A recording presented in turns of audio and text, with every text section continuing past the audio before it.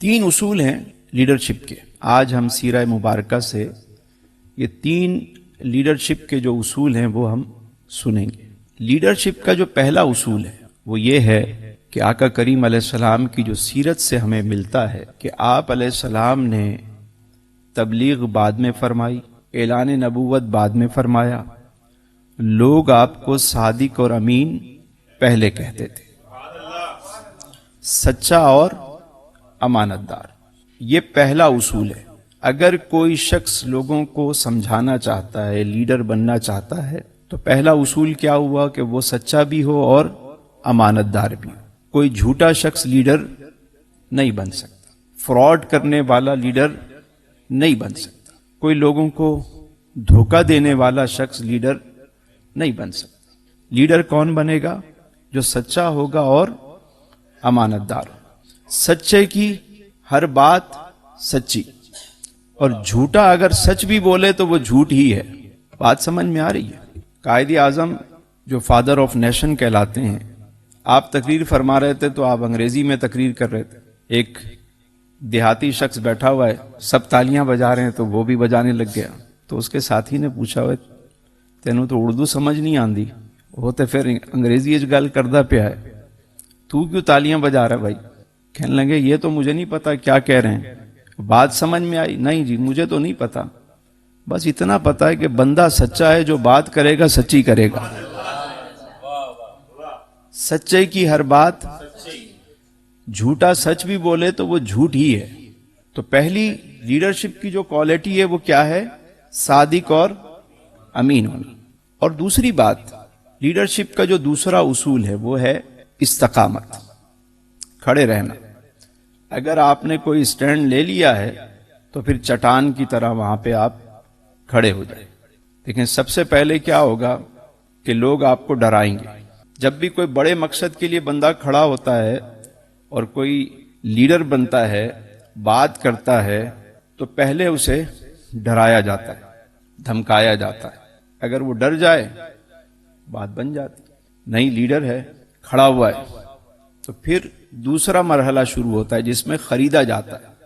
بولی لگتی ہے، کتنے میں بکتا ہے، تو بک گیا تو وہ لیڈر نہیں ہے. اگر اس سے بھی وہ آگے نکل گیا تو پھر تیسرا مرحلہ شروع ہوگا جس میں کردار کشی کی جائے گی اور ٹکا کے کی جائے گی. اب یہ مراحل ہیں.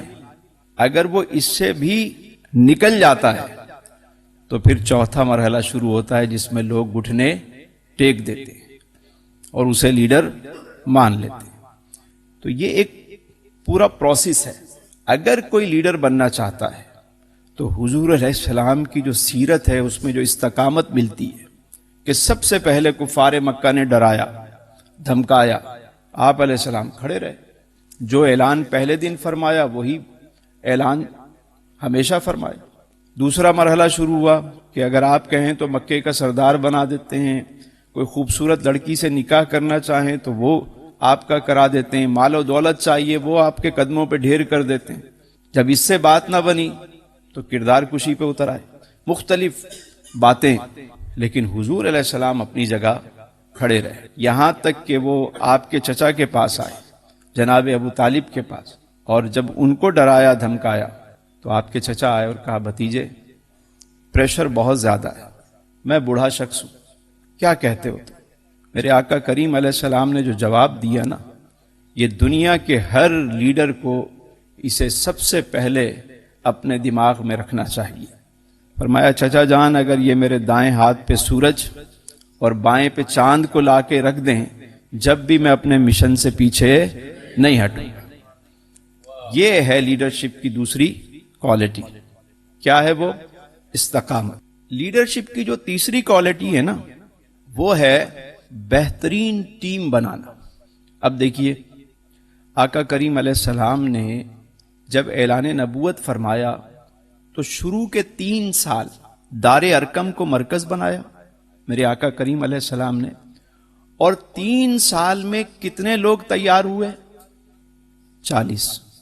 جب آپ علیہ السلام نے اعلانیہ دعوت کا کام شروع فرمایا، 13 سال یعنی اعلان نبوت 40 سال کی عمر میں فرمایا، اور 13 سال یعنی ہجرت تک یہ 13 سالہ جو مکی زندگی بنتی ہے، ان 13 سالوں میں کتنے نفوس قدسیہ تیار ہوئے؟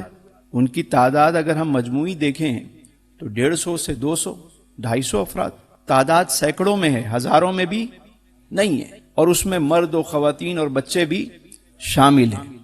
عرصہ کتنا ہے اور تعداد 200-250۔ لیکن اب اس میں جو نکتہ سمجھنے والا ہے، میرے آقا کریم علیہ السلام نے ہیرے چنے بھی اور ہیرے تراشے بھی۔ اور کیا ہیرے بنائے؟ کوئی صداقت کا پیکر، کوئی عدالت کا پیکر، کوئی شجاعت کا پیکر، کوئی سخاوت کا پیکر۔ بے زر آیا ابو زر کر دیا، حبشی آیا تو رشک کمر کر دیا۔ یعنی ایک بھٹی سے گزارا میرے آقا کریم علیہ السلام۔ جب تک ٹیم نہ ہو، اور پھر آپ دیکھیے کہ جب ٹیم تیار ہو گئی تو پھر جب مدنی زندگی کا آغاز ہوا، ریاست مدینہ کا جب آغاز ہوا، تو یہی وہ نفوس قدسیہ تھے کہ جنہوں نے پوری ریاست مدینہ کا انتظام اور انصرام جا کے سنبھال لیا۔ اور پھر ان میں وہ ایک ایک شخص وہ تھا کہ جس نے 22 لاکھ مربع میل پر حکومت کی۔ اچھا، ہم ٹیم نہیں بناتے، ہم سمجھتے ہیں یہ جو جتھا آ گیا ہے، یہ جو پبلک کا ایک ریوڑ ہے، یا وہ جو سوشل میڈیا پہ ہمارے فین فالوئنگ ہے، ہم سمجھتے ہیں کہ یہ ہمیں جو ہے نا، یہ سارے ہمارے جانثار ہیں۔ وہ وہی ہوتے ہیں کہ جب وقت پڑتا ہے ان میں ایک بھی نظر نہیں آتا۔ کئی لوگوں کے لاکھوں فینز ہوتے ہیں کہ میت پہ 4 لوگ بھی نظر نہیں آتے۔ وجہ کیا ہے؟ وہ ایک سراب ہے جو دھوکہ دیتا ہے، اور بندہ دھوکے میں آ جاتا ہے۔ وہ سمجھتا ہے یہ سارے میرے جانثار ہیں۔ نہیں، جانثار ایسے تیار نہیں ہوتے، یہ جتنی تیزی سے آتے ہیں اسی تیزی سے نکل جاتے ہیں۔ جانثار کیسے تیار ہوتے ہیں؟ وہ میرے حضور نے سکھایا۔ جو تپتی ہوئی ریت پر کوڑے کھا رہے ہیں، جھلسا دینے والی ریت، اور پوچھا گیا کہ ہاں بھائی بتاؤ، کیا اب تو اپنے نبی کا دامن چھوڑو گے نا؟ سیدنا بلال حبشی نے حضور کا تصور کر کے جو بات کہی کہ حلق پر تیغ رہے، سینے پہ جلاد رہے، یا رسول اللہ لب پہ آپ کا کلمہ رہے، دل میں آپ کی یاد رہے۔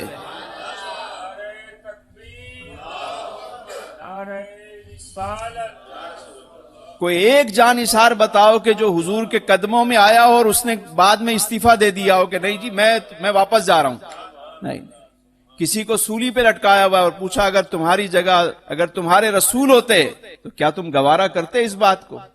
صحابی رسول نے حضور کا تصور کر کے کہا کہ تم یہ بات کرتے ہو کہ میرے سرکار میری ارے میرے سرکار کے پاؤں میں اگر کانٹا چبھ جائے تو میں وہ بھی گوارا نہیں کر سکتا۔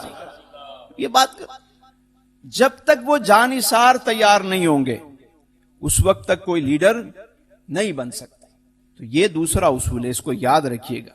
یہاں ہر بندہ لیڈر بنا ہوا ہے، جب تک حضور کی سیرت کو بندہ نہیں پڑھے گا وہ لیڈر بن ہی نہیں سکتا۔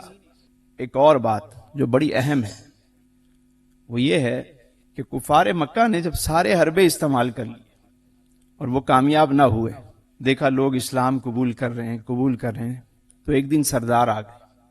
بڑی اہم بات، اور یہ ہر لیڈر کو سننی چاہیے اور سمجھنی چاہیے۔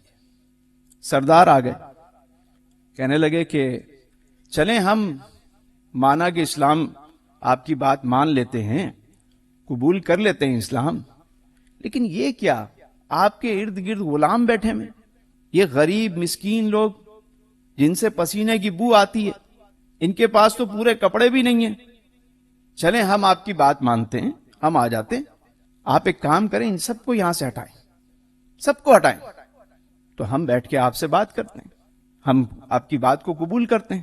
اتنے میں اللہ رب العزت نے قرآن کریم کی آیت مبارکہ اتاری کہ محبوب، جن کا مفہوم ہے کہ محبوب ان سے رخ نہ پھیریے، ان کو اپنے سے دور نہ کیجئے جو صبح شام اللہ کا ذکر کرتے ہیں۔ جب حضور نے منع فرمایا کہ نہیں یہ نہیں ہو سکتا، تو انہوں نے دوسری بات کی، اچھا یہ نہیں ہو سکتا، چلیں پھر ایک کام کریں، جس دن ہم آئیں اس دن یہ سب آپ کے پاس نہ ہوں، ایک دن ہماری نشست رکھیں، ایک دن ان کو بٹھا لیا کریں۔ ہم جب آئیں تو ہمارے ارد گرد ان میں سے کوئی نہ بیٹھا ہو.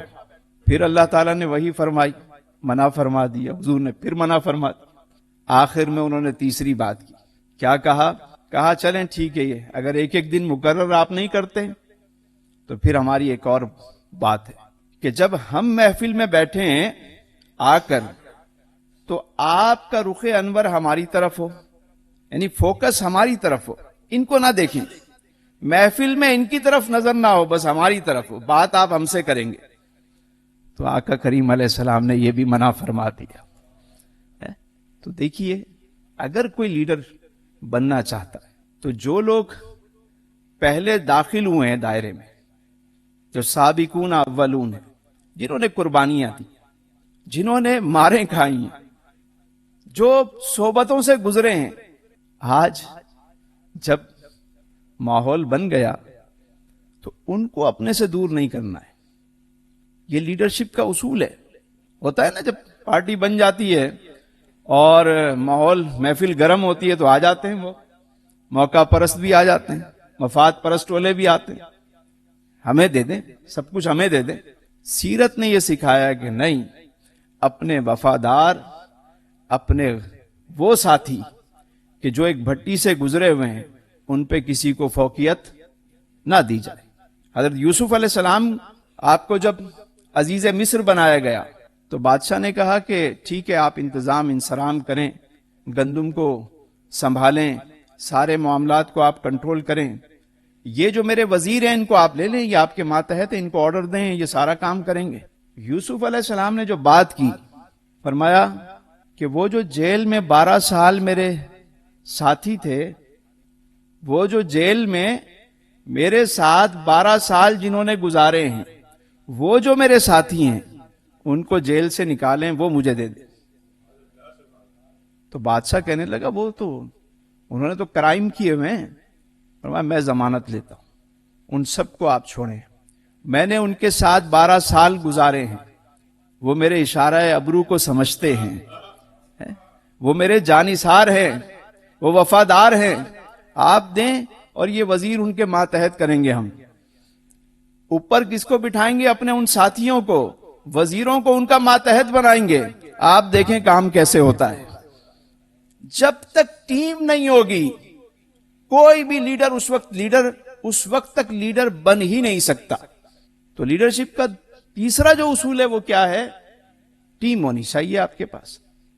یہاں تو معاملہ یہ ہوتا ہے جب کوئی لیڈر بن جاتا ہے تو پھر اس کو نہ وہ پرانے لوگ یاد رہتے ہیں, نہ ان کے ساتھ بیٹھنے کی انہیں فرصت ہوتی ہے. بس الیکشن کے دن آتے ہیں تو وہ نظر آ جاتے ہیں, فوٹو سیشن ہو جاتا ہے, 2-4 تصویریں بن جاتی ہیں. تو یہ باتیں بڑی اہم ہیں.